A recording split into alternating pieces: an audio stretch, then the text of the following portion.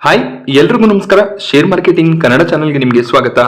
ಮಾರ್ಕೆಟ್ನಲ್ಲಿ positive momentum continue ಆಗ್ತದೆ. ಹಾಗೆ IPO ಸೀಸನ್ ಕೂಡ ಕಂಟಿನ್ಯೂ ಆಗ್ತಿರೋದು ಕಾಣಿಸ್ತದೆ. ಬಹಳಷ್ಟು IPOಗಳು ಒಳ್ಳೆ ಒಂದು ಲಿಸ್ಟಿಂಗ್ ಅನ್ನು ಕೂಡ ಮಾರ್ಕೆಟ್ನಲ್ಲಿ ಪಡ್ಕೊಂಡಿದೆ. ಇನ್ನೊಂದು IPO ಕೂಡ ಓಪನ್ ಆಗಿದೆ.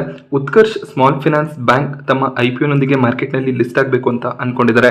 2016ರಲ್ಲಿ ಪ್ರಾರಂಭವಾದಂತಹ ಉತ್ಕರ್ಷ್ ಸ್ಮಾಲ್ ಫೈನಾನ್ಸ್ ಬ್ಯಾಂಕ್ ಈಗ ಸದ್ಯಕ್ಕೆ ಸೆಕೆಂಡ್ ಫಾಸ್ಟೆಸ್ಟ್ AUM ಗ್ರೋತ್ ಅನ್ನು ಹೊಂದಿರುವಂತಹ ಒಂದು ಸ್ಮಾಲ್ ಫೈನಾನ್ಸ್ ಬ್ಯಾಂಕ್ ಆಗಿರ್ತಾರೆ. ಇವರು ಬೇರೆ ಬೇರೆ ರೀತಿಯ ಸರ್ವಿಸಸ್ ಗಳನ್ನು ಪ್ರೊವೈಡ್ ಮಾಡ್ತಾರೆ.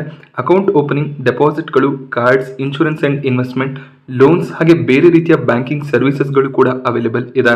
ಸೊ ಒಳ್ಳೆ ಒಂದು AUM ಗ್ರೋತ್ ಹೊಂದಿರುವಂತಹ ಸ್ಮಾಲ್ ಫೈನಾನ್ಸ್ ಬ್ಯಾಂಕ್ ಆಗಿರ್ತಾರೆ. ಹಾಗೆ ಲೋನ್ ಸೆಗ್ಮೆಂಟ್ಗೆ ಬಂದಾಗ ಮೈಕ್ರೋ ಬ್ಯಾಂಕಿಂಗ್ ಲೋನ್ಸ್, ರಿಟೇಲ್ ಲೋನ್ಗಳು, wholesale lending, housing loans, commercial vehicle ಮತ್ತೆ ಕನ್ಸ್ಟ್ರಕ್ಷನ್ ಲೋನ್ ಹಾಗೆ ಗೋಲ್ಡ್ ಲೋನ್ಸ್ ಅನ್ನು ಕೂಡ ಈ ಒಂದು ಸ್ಮಾಲ್ ಫೈನಾನ್ಸ್ ಬ್ಯಾಂಕ್ ಪ್ರೊವೈಡ್ ಮಾಡ್ತಾರೆ. ಬ್ಯಾಂಕ್ ನ ಸ್ಟ್ರೆಂತ್ ಅನ್ನ ಅಬ್ಸರ್ವ್ ಮಾಡೋದಾದ್ರೆ ಒಳ್ಳೆ ಒಂದು ಕಾಸಾ ರೇಷಿಯೋನ ಈ ಒಂದು ಬ್ಯಾಂಕ್ ಮೇಂಟೈನ್ ಮಾಡ್ತಿದ್ದಾರೆ. ಹಾಗೆ ಕಳೆದ 3 ವರ್ಷಗಳಲ್ಲಿ ಒಳ್ಳೆ ಒಂದು ಡೆಪಾಸಿಟ್ ಗ್ರೋತ್ ಕೂಡ ನಮಗೆ ನೋಡೋದಕ್ಕೆ ಸಿಕ್ಕಿದೆ. ಹಾಗೆ ಸ್ಟ್ರಾಂಗ್ ಲಿಕ್ವಿಡಿಟಿ ಪೊಸಿಷನ್ ಅನ್ನು ಕೂಡ ಈ ಒಂದು ಬ್ಯಾಂಕ್ ಹೊಂದಿದೆ. ಸೊ ಒಳ್ಳೆ ಒಂದು ಸ್ಮಾಲ್ ಫೈನಾನ್ಸ್ ಬ್ಯಾಂಕ್ ಮಾರ್ಕೆಟ್ ನಲ್ಲಿ ಲಾಂಚ್ ಆಗಬೇಕು ಅಂತ ಇದ್ದಾರೆ. ಸೊ ಈ ಒಂದು ಸ್ಮಾಲ್ ಫೈನಾನ್ಸ್ ಬ್ಯಾಂಕ್ ನಲ್ಲಿ ಕೆಲವೊಂದಿಷ್ಟು ವೀಕ್ನೆಸಸ್ ಗಳು ಕೂಡ ನೋಡೋದಕ್ಕೆ ಸಿಗುತ್ತೆ. ಇವರ ಟೋಟಲ್ ಗ್ರಾಸ್ ಲೋನ್ ಪೋರ್ಟ್ಫೋಲಿಯೋ ಏನಿದೆ ಅದರಲ್ಲಿ 55% ಲೋನ್ ಅನ್ನ ಇವರು 2 ಸ್ಟೇಟ್ಗಳಲ್ಲಿ ಮಾತ್ರ ಡಿಸ್ಟ್ರಿಬ್ಯೂಟ್ ಮಾಡಿದ್ದಾರೆ. ಬಿಹಾರ್ ಮತ್ತೆ ಉತ್ತರ ಪ್ರದೇಶದಿಂದನೇ 55% ಗ್ರಾಸ್ ಲೋನ್ ಪೋರ್ಟ್ಫೋಲಿಯೋ ನಮಗೆ ನೋಡೋದಕ್ಕೆ ಸಿಗುತ್ತೆ. ಸೊ ಈ ಸ್ಟೇಟ್ಗಳಲ್ಲಿ ಏನಾದರೂ ಸ್ವಲ್ಪ ಪ್ರಾಬ್ಲಮ್ಸ್ ಆದರೆ ಲೋನ್ ಬುಕ್ನ ಮೇಲೆ ಸ್ವಲ್ಪ ಪ್ರಾಬ್ಲಮ್ಸ್ ಬರುವಂಥ ಚಾನ್ಸಸ್ ಇರುತ್ತೆ. ಹಾಗೆ ಇವರ ಡೆಪಾಸಿಟ್ಸ್ ಏನು ಗ್ರೋ ಆಗ್ತದೆ, ಸೊ ಅದರಲ್ಲಿ 20% ಡೆಪಾಸಿಟ್ ಟಾಪ್ 20 ಡೆಪಾಸಿಟರ್ಸ್ಗಳ ಕಡೆಯಿಂದ ಬರ್ತದೆ. ಇದರಲ್ಲಿ 2-3 ಡೆಪಾಸಿಟರ್ಸ್ಗಳು ತಮ್ಮ ಅಕೌಂಟನ್ನು ಕ್ಲೋಸ್ ಮಾಡಿದ್ರೆ ಬ್ಯಾಂಕ್ನ ಡೆಪಾಸಿಟ್ಸ್ನ ಮೇಲೆ ಎಫೆಕ್ಟ್ ಬರುವಂಥ ಚಾನ್ಸಸ್ ಇದೆ. ಸೊ ಈ ರೀತಿಯ ವೀಕ್ನೆಸಸ್ ಬೇರೆ ಬೇರೆ ಸ್ಮಾಲ್ ಫೈನಾನ್ಸ್ ಬ್ಯಾಂಕ್ ಹಾಗೆ ಮೇಜರ್ ಬ್ಯಾಂಕ್ಗಳಲ್ಲೂ ಕೂಡ ನೋಡೋದಕ್ಕೆ ಸಿಗುತ್ತೆ. ಬಟ್ ಇದು ಸ್ಮಾಲ್ ಫೈನಾನ್ಸ್ ಬ್ಯಾಂಕ್ಗಳಿಗೆ ಹೆಚ್ಚಿನ ಒಂದು ಎಫೆಕ್ಟ್ ತರುವಂಥ ಒಂದು ವಿಷಯ ಆಗಿರುತ್ತೆ. ಹಾಗೆ ಹೆಚ್ಚಿನ ಒಂದು ಅನ್ಸೆಕ್ಯೂರ್ಡ್ ಲೋನ್ಗಳನ್ನು ಇವರು ಡಿಸ್ಟ್ರಿಬ್ಯೂಟ್ ಮಾಡಿದ್ದಾರೆ. ಅಂದರೆ ಇವರ ಒಂದು ಮೈಕ್ರೋ ಬ್ಯಾಂಕಿಂಗ್ ಲೋನ್ಸ್ ಮತ್ತು ರಿಟೇಲ್ ಲೋನ್ಸ್ ಏನಿದೆ ಅದು ಟೋಟಲ್ ಲೋನ್ನ 67% ಆಗಿರುತ್ತೆ. ಸೊ ರಿಟೇಲ್ ಲೋನ್ಗಳಲ್ಲಿ, ಮೈಕ್ರೋ ಬ್ಯಾಂಕಿಂಗ್ ಲೋನ್ಗಳಲ್ಲಿ NPA ಆಗುವಂಥ ಚಾನ್ಸಸ್ ಜಾಸ್ತಿ ಇರುತ್ತೆ, ಬ್ಯಾಡ್ ಲೋನ್ಸ್ಗಳು ಜಾಸ್ತಿ ಆಗುತ್ತೆ. ಸೊ ಆ ಒಂದು ರಿಸ್ಕ್ ಕೂಡ ಈ ಒಂದು ಸ್ಮಾಲ್ ಫೈನಾನ್ಸ್ ಬ್ಯಾಂಕಲ್ಲಿ ಇದೆ. ಬಟ್ ಸದ್ಯದ ಮಟ್ಟಿಗೆ ಯಾವುದೇ ರೀತಿಯ ಪ್ರಾಬ್ಲಮ್ಸ್ ಇಲ್ಲ.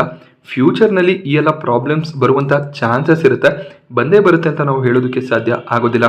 ಸೊ ಯಾವುದೇ ಒಂದು ಸ್ಮಾಲ್ ಫೈನಾನ್ಸ್ ಬ್ಯಾಂಕ್ ಅಥವಾ NBFC ಕಂಪನಿ ತಮ್ಮ IPOನ ತರಬೇಕು ಅಂದರೆ ಸೊ ಈ ರೀತಿಯ ರಿಸ್ಕ್ಗಳನ್ನು ಕೂಡ ನಾವು ಕೌಂಟರ್ ಮಾಡಬೇಕಾಗುತ್ತೆ.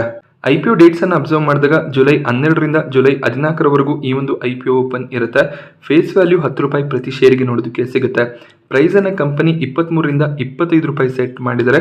23 ಮಿನಿಮಮ್ ಪ್ರೈಸ್ ಆಗಿದ್ರೆ 25 ಕಟ್ ಆಫ್ ಪ್ರೈಸ್ ಆಗಿರುತ್ತೆ. ಸೊ ನಾವು ಕಟ್ ಆಫ್ ಪ್ರೈಸ್ ನಲ್ಲಿ ಅಪ್ಲಿಕೇಶನ್ ಅನ್ನು ಹಾಕಿದಾಗ ಅಲಾಟ್ಮೆಂಟ್ ನ ಚಾನ್ಸಸ್ ಕೂಡ ಇನ್ಕ್ರೀಸ್ ಆಗುತ್ತೆ. 600 ಶೇರ್ಸ್ಗಳ ಲಾಟ್ ಆಗಿರುತ್ತೆ. ಸೊ ಮಿನಿಮಮ್ ಒಂದು ಲಾಟ್ಗೆ ನಾವು ಅಪ್ಲಿಕೇಶನ್ ಅನ್ನು ಹಾಕಬೇಕು. ಅಂದರೆ 600 ಶೇರ್ಗಳಿಗೆ ನಾವು ಅಪ್ಲಿಕೇಶನ್ ಅನ್ನು ಹಾಕಬೇಕಾಗುತ್ತೆ. 600 ಶೇರ್ಗಳಿಗೆ ಅಪ್ಲಿಕೇಶನ್ ಅನ್ನು ಹಾಕ್ತೀವಿ ಅಂದರೆ 15,000 ಎಕ್ಸಾಕ್ಟ್ ಆಗಿ ಬೇಕಾಗುತ್ತೆ.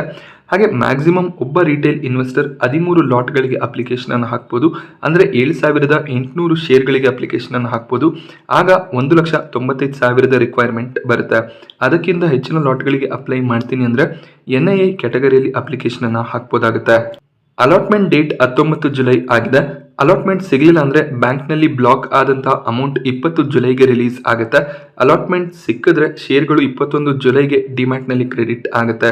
IPO ಲಿಸ್ಟಿಂಗ್ ಡೇಟ್ 24 ಜುಲೈ ಆಗಿರುತ್ತೆ. ಬ್ಯಾಂಕ್ನ ಫೈನಾನ್ಷಿಯಲ್ಸ್ ಅನ್ನು ಅಬ್ಸರ್ವ್ ಮಾಡಿದಾಗ ಸೊ ಇವರ ಟೋಟಲ್ ರೆವೆನ್ಯೂನಲ್ಲಿ ಇಯರ್ ಆನ್ ಇಯರ್ ಒಳ್ಳೆ ಒಂದು ಗ್ರೋತ್ ನಮಗೆ ನೋಡೋದಕ್ಕೆ ಸಿಕ್ಕಿದೆ. ಬಟ್ ಪ್ರಾಫಿಟ್ಸ್ ಅನ್ನು ಅಬ್ಸರ್ವ್ ಮಾಡಿದಾಗ ಪ್ರಾಫಿಟ್ನಲ್ಲಿ ವೇರಿಯೇಷನ್ ನೋಡೋದಕ್ಕೆ ಸಿಗುತ್ತೆ.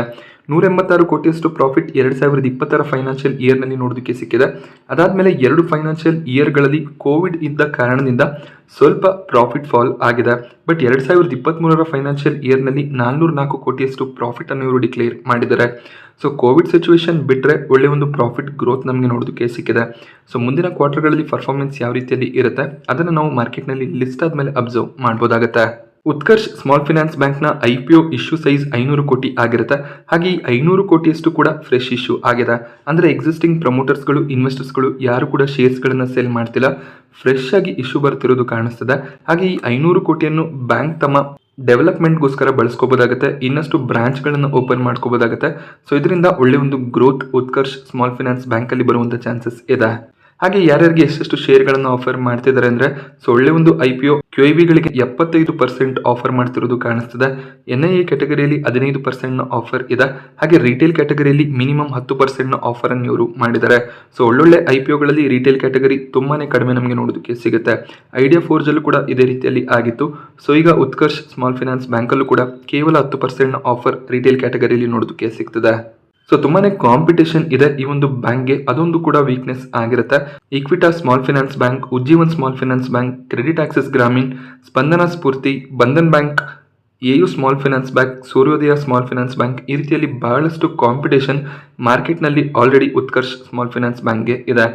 ಉತ್ಕರ್ಷ್ ಸ್ಮಾಲ್ ಫೈನಾನ್ಸ್ ಬ್ಯಾಂಕ್ನ ವ್ಯಾಲ್ಯೂಯೇಷನ್ ಅನ್ನು ಅಬ್ಸರ್ವ್ ಮಾಡೋದಾದ್ರೆ ಅಪ್ಪರ್ ಪ್ರೈಸ್ ಬ್ಯಾಂಡ್ 25 ರೂಪಾಯಿ ಇವರೇನು ಸೆಟ್ ಮಾಡಿದ್ದಾರೆ. ಆ ಒಂದು ಪ್ರೈಸ್ ಬ್ಯಾಂಡ್ ನಲ್ಲಿ ಟೋಟಲ್ ಮಾರ್ಕೆಟ್ ಕ್ಯಾಪ್ 2739 ಕೋಟಿ ನಮಗೆ ನೋಡೋದಕ್ಕೆ ಸಿಗುತ್ತೆ. ಅರ್ನಿಂಗ್ ಪರ್ ಶೇರ್ 4 ರೂಪಾಯಿ 52 ಪೈಸೆ ನೋಡೋದಕ್ಕೆ ಸಿಗ್ತದೆ.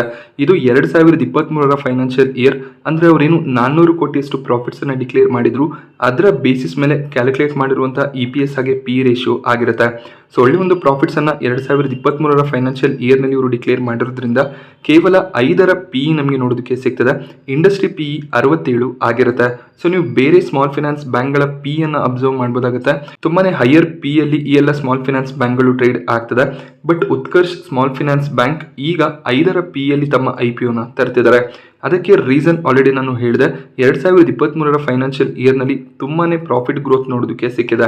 ಅದೇ ನೀವು 2022 ಫೈನಾನ್ಷಿಯಲ್ ಇಯರ್ ಅನ್ನ ಕನ್ಸಿಡರ್ ಮಾಡ್ಕೊಂಡ್ರೆ ಆಗ ಇವರ PE ನಮಗೆ 30 ರಿಂದ 35 ನೋಡೋದಕ್ಕೆ ಸಿಕ್ತಿತ್ತು. But over all industry PE ಅನ್ನ ಕನ್ಸಿಡರ್ ಮಾಡಿದಾಗ ಒಳ್ಳೆ ಒಂದು ವ್ಯಾಲ್ಯೂಯೇಷನ್ ಅಲ್ಲೇ IPO ಬರ್ತಿರೋದು ಕಾಣಿಸ್ತದೆ. ಈ ಒಂದು IPO register caffeine technologies private limited ಆಗಿರ್ತಾರೆ. ಈ ಒಂದು ವೆಬ್ಸೈಟ್ ನಲ್ಲಿ ನಾವು ಅಲಾಟ್ಮೆಂಟ್ ಸ್ಟೇಟಸ್ ಅನ್ನ ಚೆಕ್ ಮಾಡ್ಕೋಬಹುದಾಗುತ್ತೆ. ಹಾಗೆ ಕೊನೆಯದಾಗಿ ಇವತ್ತಿನ ದಿನ ಎಷ್ಟು ಗ್ರೇ ಮಾರ್ಕೆಟ್ ಪ್ರೀಮಿಯಂ ನೋಡೋದಕ್ಕೆ ಸಿಗ್ತದೆ, ನಾವು ಲಿಸ್ಟಿಂಗ್ ಏನ್ಗಳಿಗೋಸ್ಕರ ಅಪ್ಲಿಕೇಶನ್ ಅನ್ನ ಹಾಕ್ಬೋದಾ ಅಥವಾ ಲಾಂಗ್ ಟರ್ಮ್ಗೆ ಈ ಒಂದು IPO ನಲ್ಲಿ ಇನ್ವೆಸ್ಟ್ಮೆಂಟ್ ಅನ್ನ ಮಾಡ್ಬೋದಾ ಅಂದ್ರೆ ಇವತ್ತಿನ ದಿನ 15 ರಿಂದ 16 ರೂಪಾಯಿಯ ಪ್ರೀಮಿಯಂ ನೋಡೋದಕ್ಕೆ ಸಿಗ್ತದೆ. 600 ಶೇರ್ಗಳ ಲಾಟ್ ಆಗಿರುತ್ತೆ. 9600 ರೂಪಾಯಿವರೆಗೂ ಲಿಸ್ಟಿಂಗ್ ಗೇನ್ಸ್ ಅನ್ನ ಇವತ್ತಿನ ದಿನ ಎಕ್ಸ್ಪೆಕ್ಟ್ ಮಾಡಬಹುದಾಗಿದೆ. ಸೊ ಲಿಸ್ಟಿಂಗ್ ಏನ್ಗಳಿಗೋಸ್ಕರ ಖಂಡಿತ ಅಪ್ಲಿಕೇಶನ್ಸ್ ಅನ್ನ ಹಾಕ್ಬೋದು. ಬಟ್ ರಿಟೇಲ್ ಕ್ಯಾಟಗರಿಯಲ್ಲಿ ಅಲಾಟ್ಮೆಂಟ್ ನ ಚಾನ್ಸಸ್ ತುಂಬಾನೇ ಕಷ್ಟ ಆಗುತ್ತೆ. ಸೊ ನಿಮ್ಮ ಫ್ಯಾಮಿಲಿ ಮೆಂಬರ್ಸ್ ನ ಹೆಸರಿನಲ್ಲಿ ನಿಮ್ಮ ಹತ್ರ ಡಿಮ್ಯಾಟ್ ಅಕೌಂಟ್ಸ್ ಇದ್ರೆ ಸೊ ಎಲ್ಲ ಅಕೌಂಟ್ಗಳಿಂದ ಒಂದೊಂದು ಲಾಟ್ಗೆ ಅಪ್ಲಿಕೇಶನ್ ಅನ್ನ ಹಾಕ್ಬೋದಾಗುತ್ತೆ. ಹಾಗೆ ಲಾಂಗ್ ಟರ್ಮ್ಗೂ ಕೂಡ ಒಳ್ಳೆ ಒಂದು IPO ಆಗಿರುತ್ತೆ. ಸೊ ಖಂಡಿತವಾಗ್ಲೂ ಲಾಂಗ್ ಟರ್ಮ್ಗೂ ಕೂಡ ಕನ್ಸಿಡರ್ ಮಾಡ್ಕೋಬಹುದು. ಸದ್ಯಕ್ಕೆ ಸ್ಮಾಲ್ ಫೈನಾನ್ಸ್ ಬ್ಯಾಂಕ್ ಅಲ್ಲಿ ಯಾವುದೇ ರೀತಿಯ ಪ್ರಾಬ್ಲಮ್ಸ್ ಇಲ್ಲ. ಒಳ್ಳೆ ಒಂದು AUM ಗ್ರೋತ್ ನಮಗೆ ನೋಡೋದಕ್ಕೆ ಸಿಗ್ತದೆ. ಹಾಗೆ ಕಳೆದ 3 ವರ್ಷಗಳಲ್ಲಿ ಒಳ್ಳೆ ಒಂದು ರೆವೆನ್ಯೂ ಗ್ರೋತ್ ಅನ್ನು ಕೂಡ ಡಿಕ್ಲೇರ್ ಮಾಡಿದ್ದಾರೆ. 2023 ಫೈನಾನ್ಷಿಯಲ್ ಇಯರ್ ನಲ್ಲಿ ಪ್ರಾಫಿಟ್ಸ್ ಕೂಡ ಕನ್ಸಿಡರಬ್ಲಿ ಗ್ರೋ ಆಗಿದೆ. ಸೊ ಮುಂದಿನ ಕ್ವಾರ್ಟರ್ಗಳಿಂದ ಯಾವ ರೀತಿಯ ರಿಸಲ್ಟ್ ಅನ್ನ ಡಿಕ್ಲೇರ್ ಮಾಡ್ತಾರೆ ಅದನ್ನು ಕೂಡ ನೀವು ಅಬ್ಸರ್ವ್ ಮಾಡ್ಕೋಬಹುದಾಗುತ್ತೆ. ಸೊ 2023 ಫೈನಾನ್ಷಿಯಲ್ ಇಯರ್ ಅನ್ನ ಕನ್ಸಿಡರ್ ಮಾಡ್ಕೊಂಡಾಗ ಪ್ರತಿಯೊಂದು ಕ್ವಾರ್ಟರ್ಗೆ ನಮಗೆ ಅಟ್ಲೀಸ್ಟ್ 80 to 100 crore ಪ್ರಾಫಿಟ್ ಬರ್ತಾ ಹೋದ್ರೆ ಖಂಡಿತವಾಗ್ಲೂ ವ್ಯಾಲ್ಯೂಷನ್ ಜಸ್ಟಿಫೈ ಆಗುತ್ತೆ. ನೀವು ನಿಮ್ಮ ಪೊಸಿಷನ್ ಅನ್ನ ಕಂಟಿನ್ಯೂ ಮಾಡ್ಕೊಂಡು ಹೋಗ್ಬೋದಾಗುತ್ತೆ. ಸೊ ಖಂಡಿತವಾಗ್ಲೂ ಲಿಸ್ಟಿಂಗ್ ಏನ್ಗಳಿಗೋಸ್ಕರ ಅಪ್ಲಿಕೇಶನ್ ಅನ್ನ ಹಾಕಿ ಅಲಾಟ್ಮೆಂಟ್ ಸಿಕ್ಕಿದ್ರೆ ಅದಾದ್ಮೇಲೆ ಲಾಂಗ್ ಟರ್ಮ್ ಸ್ಟ್ರಾಟಜಿನ ಡಿಸ್ಕಸ್ ಮಾಡಬಹುದಾಗುತ್ತೆ.